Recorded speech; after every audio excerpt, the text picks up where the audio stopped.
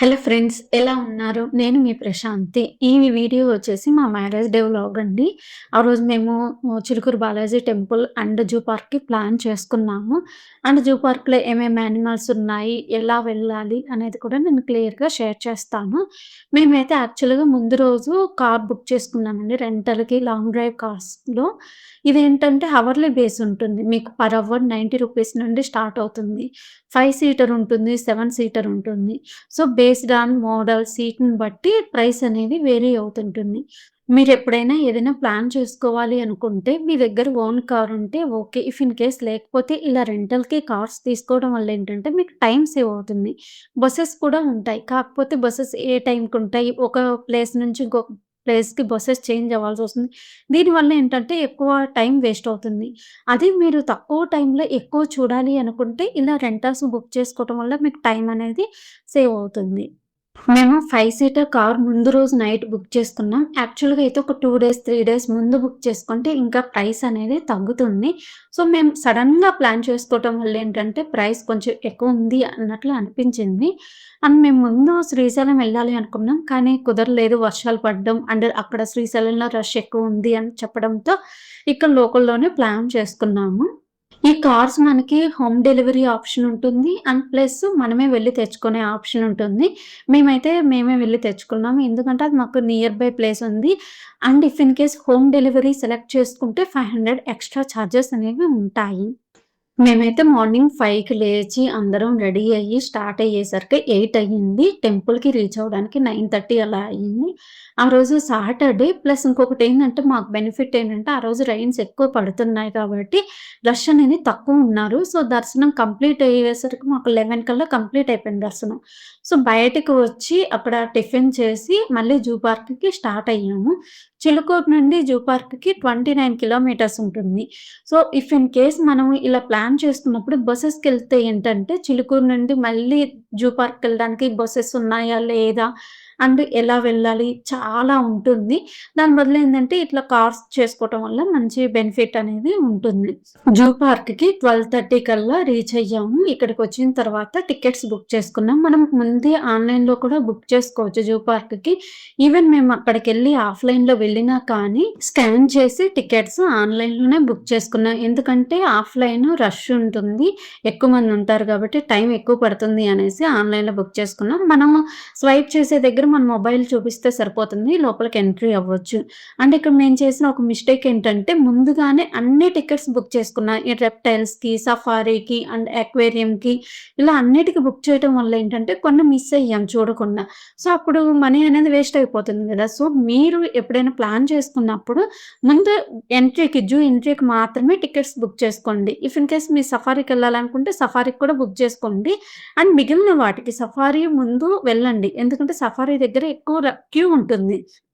So, మీరు సఫారీకెళ్ళొచ్చిన తర్వాత ఏది చూడాలనుకుంటున్నారో దానికి రెప్టైల్స్ చూడాలనుకుంటే రెప్టైల్స్‌కి దగ్గర టికెట్స్ మళ్ళీ మనం బుక్ చేసుకోవచ్చు లేదా ఆఫ్‌లైన్ తీసుకోవచ్చు. మేమైతే ముందు సఫారీకి వెళ్ళాలనుకున్నాం. ఈ వెళ్ళే దారిలో కొన్ని యానిమల్స్ ఉన్నాయి. సో, అవి కవర్ చేసుకొని ఆ తర్వాత సఫారీకి వెళ్ళాము.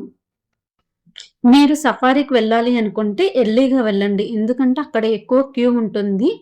ఇప్పుడు మనం చూడబోయేది జూ పార్క్‌లోనే అత్యంత సరదా జంతువులు మీర్ క్యాట్లు. ఈ చిన్న చిన్న జంతువులు చూడటానికి కొంచెం కుక్క పిల్లల్లాగా, కొంచెం కోతుల్లాగా ఉంటాయి. కానీ వీటి స్టైలే వేరు. మీర్ క్యాట్‌లు ఆఫ్రికాలోని కల్హారి ఎడారి నుంచి వచ్చాయి. ఇవి చిన్నవైన సూపర్ చురుకైనవి. జూ పార్క్‌లో వీటిని చూస్తే మీ పిల్లలు ఖచ్చితంగా ఫిదా అయిపోతారు. వీటి ఆహారం ఏంటంటే చిన్న పురుగులు, సీతాకోకచిలుకలు, చిన్న జంతువులను తింటాయి. కొన్నిసార్లు ఆకులు, గింజలు కూడా తినేస్తాయి. ఇవి దాదాపు 7-10 సంవత్సరాలు బతుకుతుంది. నెక్స్ట్ తాబేళ్లు. ఈ జూ పార్క్‌లో 2 రకాల తాబేళ్లున్నాయి. ఒకటి గాలపాగోస్ జైంట్ తాబేలు. ఇది 1963 నుంచి ఉంది. బరువు 200 కిలోలకు పైగా ఉంటుంది. నెక్స్ట్‌ది అల్దబ్రా తాబేలు. ఇది 2018లో సీషెల్స్ నుంచి బహుమతిగా వచ్చిన ఈ జంట వయసొచ్చేసి 20 ఇయర్స్. ఇవి ప్రపంచంలోనే అతిపెద్ద తాబేళ్లలో ఒక రకం. 250 కిలోల వరకు ఉంటుంది. ఈ పార్కులో capuchin monkey, golden handed tamarin, bonnet macaque, lion tailed macaque, rhesus monkey, hamadryas baboon, chimpanzee వంటి 10 రకాల కోతులు ఉన్నాయి. ఈ కోతులు ఓపెన్ ఎన్‌క్లోజర్స్‌లో రోప్ లాడర్స్‌పై గెంతుతూ గుంపుగా ఆడుకుంటూ పిల్లలకు సరదా అనుభవం ఇస్తాయి. ఈ కపుచిన్ మంకీలు 3-4 కిలోలుండి 10-15 ఇయర్స్ బతుకుతాయి. పండ్లు, పురుగులు తింటాయి. టామరిన్ మంకీస్ 250 గ్రామ్స్ ఉంటాయి. 20 ఏళ్ళు బతుకుతాయి. ఇవి చిన్నవైన చురుకైనవి. మీరు కోతులను అడాప్ట్ చేసుకొని వాటి సంరక్షణలో భాగమై మీ పేరు పెట్టుకోవచ్చు. ఇంకా ఇక్కడ బటర్‌ఫ్లై పార్క్ ఉంది. 45 టైప్స్ ఆఫ్ సీతాకోకచిలుకలు స్వేచ్ఛగా తిరుగుతాయి. Blue tiger, crimson rose, lemon pansy వంటి రంగురంగుల సీతాకోకచిలుకలు 17 రకాల మొక్కల మధ్య తిరుగుతూ పిల్లలకు, పెద్దలకు ఆనందం పంచుతాయి. ఇంకా ఇక్కడ వైట్ టైగర్ ఉంది. ఇందులో అయితే ఇప్పుడు ఒకటే కనిపిస్తుంది. లోపల ఏమైనా ఇంకొకటి ఉందేమో. పిల్లలైతే మాత్రం మస్త్ ఎంజాయ్ చేస్తారు. సో, ఖచ్చితంగా ఒక్కసారైనా పిల్లల్ని తీసుకెళ్ళండి. బావుంటుంది. ఇవొచ్చేసి నక్కలు 1, 2 కనిపించాయి. మేబీ లోపలున్నాయనుకుంటా. ఇది ఆస్ట్రేలియా నుంచి వచ్చిన పక్షి. దీని పేరు ఎము. 2 మీటర్ల ఎత్తు, 40-50 కిలోల బరువు వరకు ఉంటుంది. దీని మెడ నీలం రంగులో చాలా అందంగా ఉంటుంది. ఈ పక్షి గంటకు 50 కిలోమీటర్ల వరకు వేగంగా పరిగెడుతుందని చెప్తున్నారు. ఈ పార్కులో డీర్స్ అయితే మనం చాలా చూడొచ్చు. చాలా ఉంటాయండి. సఫారీ లోపల కూడా చాలా డీర్స్ కనిపిస్తాయి మీకు. ఈ జూ పార్క్ హైదరాబాద్‌లో సిటీ మధ్యలో ఉంది గదా! కానీ బెంగుళూరులో అయితే జూ పార్క్ సిటీ ఔట్‌స్కట్స్‌లో అంటే ఫారెస్ట్‌లో జూ పార్క్‌ని అరేంజ్ చేశారు. ఫారెస్ట్‌లో మీకు చాలా యానిమల్స్ కనిపిస్తాయండి. అక్కడ కూడా సఫారీ ఉంటుంది. చాలా బావుంటుంది. మేమైతే 5 మెంబర్స్ పెద్దవాళ్ళు, 4 మెంబర్స్ కిడ్స్ వచ్చామండి. మా పిల్లలైతే ఫుల్లుగా ఎంజాయ్ చేశారు. పిల్లలకి యానిమల్స్ అంటే చాలా ఇష్టం ఉంటుంది గదా! సో, వాళ్ళైతే బాగా ఎంజాయ్ చేశారు. ఇంకా ఇక్కడ రకరకాల కోళ్ళు, నెమళ్ళు ఉన్నాయండి. కోళ్ళు బయట మనం చూస్తాం అనుకుంటాం కానీ, ఇక్కడొచ్చేసి మనం డిఫరెంట్ టైప్స్ ఆఫ్ కోళ్ళు చూస్తాము. అండ్ వాటి పేర్లు గూడా బంగారు వర్ణం గల కోడి అని. ఇవి బయట మేబీ చాలా వరకు కనిపించకపోవచ్చు. కానీ చూడటానికైతే భలే ఉన్నాయి. పిల్లలైతే బాగా సంతోషిస్తారు ఇవి చూస్తే. అంటే నెమళ్ళు కూడా అండి. వైట్ కలర్ నెమలుంది. అదైతే చాలా చాలా అందంగా ఉంది. ఇంకా కొన్నైతే నిద్రపోతున్నాయి. కొన్నైతే యాక్టివ్‌గా ఉన్నాయి. ఈ యానిమల్స్ అన్నీ కూడా మనకి సఫారీకి వెళ్ళే దారిలో కనిపిస్తాయండి. నెక్స్ట్ వచ్చేసి ఎలిఫెంట్స్. ఇక్కడ 3 ఎలిఫెంట్స్ ఉన్నాయి. లోపలికెళ్ళి ఫోటోస్ మరీ లోపలికి కాదు. లోపల ఇంకొక గేట్ ఉంటుంది. చిన్న గేటు. ఆ గేట్ దగ్గర వరకు వెళ్లి ఫోటోస్ దిగొచ్చు. దానికి కూడా ఎంతో చార్జ్ అనేది చేస్తున్నారు. ₹50 అనుకుంటా. ఈ ఎలిఫెంట్స్‌కి దగ్గరేనండి సఫారీ కూడా ఉండేది. సో, ఒకళ్ళు గాని, ఇద్దరు గాని వెళ్లి ఆ క్యూలో నిలబడితే మిగిలిన వాళ్ళు ఇక్కడ చూస్తూ ఉండొచ్చు. ఎందుకంటే క్యూ అనేది ఎక్కువ టైం పడుతుంది. మాకైతే క్యూ ఆల్‌మోస్ట్ 1 అవర్ పైనే పట్టింది ఆ క్యూలో ఉండటానికి. మనకేంటంటే ఏసీ సఫారీ ఉంటుంది. నాన్ ఏసీ సఫారీ ఉంటుంది. ఏసీ సఫారీ వచ్చేసి పర్ హెడ్ ₹150. నాన్ ఏసీ వచ్చేసి పర్ హెడ్ ₹100 అండి. ఇక్కడ గూడా మనం టికెట్స్ అనేది తీసుకోవచ్చు. అండ్ ఈవెన్ పిల్లలకు కూడా చార్జ్ అనేది సేమ్ అండి. పిల్లలకి, పెద్దలకి సఫారీకి. మేము క్యూలో వెయిట్ చేస్తున్నప్పుడే ట్రైన్ అనేది అటువైపు వెళ్తుందండి. సో, షూట్ చేశాను. మేమైతే ట్రైన్ అయితే తీసుకోలేదు. ఇక్కడ సఫారీలో అయితే మేమెళ్ళిన రోజు 4 కనిపించాయి నాన్ ఏసీవి. ఏసీ వచ్చేసి 2 కనిపించాయి. ఇక్కడేందంటే బ్యాచ్‌లు వైస్‌గా పంపిస్తారు. ఒక్కొక్క వెహికల్‌కొచ్చేసి 24 పీపుల్ సరిపోతారు. సో, ఫస్ట్ 24 మెంబర్స్‌ని ముందు క్యూకి పంపించేస్తారు. మిగిలిన వాళ్ళని బ్యాక్ సైడ్ క్యూలో నిలబెట్టిస్తారండి. వెహికల్ అయితే ఎక్కేసాము. ఇది స్టార్ట్ అయ్యింది. సో, ఫారెస్ట్‌లోకి వెళ్తుంది. ఇక్కడ కూడా మనకి కొన్ని యానిమల్స్ కనిపిస్తాయి. అండ్ టైగర్స్‌కి, లయన్స్‌కి కూడా లోపల గేట్లుంటాయి. మళ్ళీ సెపరేట్‌గా అవి ఉంటాయి. అండ్ వ్యూ అయితే చాలా బావుందండి. ఖచ్చితంగా ఒకసారైనా సఫారీ అనేది వెళ్ళండి బావుంటుంది. మీకు నచ్చుతుంది గూడా. ఈ సఫారీ రైడ్ 20 మినిట్స్ పడుతుందండి. ఇప్పుడు రైనీ సీజన్ కాబట్టి చెట్లు చాలా పచ్చగా, మనసుకి చాలా ఉల్లాసంగా అనిపిస్తుంది. అండ్ ఇక్కడ లోపల ఎంట్రీ అయ్యేటప్పుడు గేట్లుంటాయి. ఒక్కొక్క జోన్‌కి ఒక్కొక్క గేట్ అనేది ఉంటుంది. సపోజ్ ఫస్ట్ మనము టైగర్ జోన్‌కెళ్తాము. అక్కడ మాకైతే ఒక 4 టైగర్స్ అలా కనిపించాయండి. అండ్ లయన్స్ కూడా ఉన్నాయి లోపల. ఓన్లీ లయన్స్‌కి, టైగర్స్‌కి మాత్రమే గేట్స్ అవి అరేంజ్ చేశారు. మిగిలినవి స్వేచ్ఛగా తిరుగుతున్నాయి. లోపల డీర్సు, నెమళ్ళు ఇవి కూడా ఉన్నాయి. నాకు బన్నేరుఘట్ట ఫారెస్ట్ చాలా ఇష్టం. బెంగుళూరులో ఉన్నప్పుడు 4 టైమ్స్ వెళ్ళాను. హైదరాబాద్ జూ సిటీలో urban setup, animals neatly maintained, safari ride, giraffes, reptiles, electric vehicle tour అన్నీ ఆర్గనైజ్డ్‌గా ఉంటాయి. కానీ బన్నేరుగట్ట అంటే forest vibe, white tigers, bears, lush greenery, sunlight filtering through trees, నేచర్‌లో ఇమ్మర్స్ అయిపోతాం.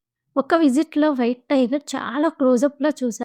ఒక్కసారైనా బన్నేరుగట్ట ఫారెస్ట్‌ని కూడా విజిట్ చేయండి. ఇట్స్ వైల్డర్, నేచురల్ హ్యాబిటేట్‌లో యానిమల్స్ చూడటం చాలా థ్రిల్లింగ్‌గా ఉంటుంది.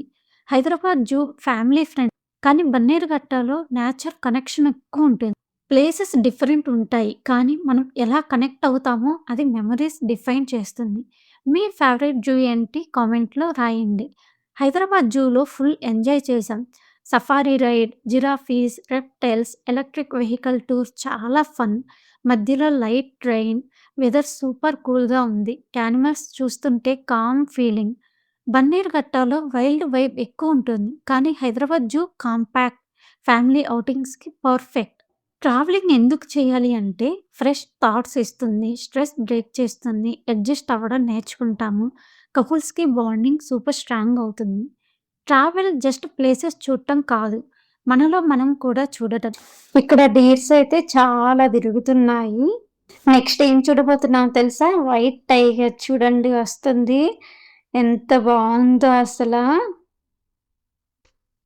సఫారీలో వైట్ టైగర్ అయితే మాకు ఒకటే కనిపించింది. మేబీ వర్షాలు పడుతుండటం వల్ల లోపలేమైనా ఉన్నాయేమో తెలీదు గానీ, బెంగుళూరులో అయితే వైట్ టైగర్స్ చాలా ఉన్నాయండి. అండ్ యానిమల్స్ కూడా సఫారీలో చాలా యానిమల్స్ కనిపిస్తాయి.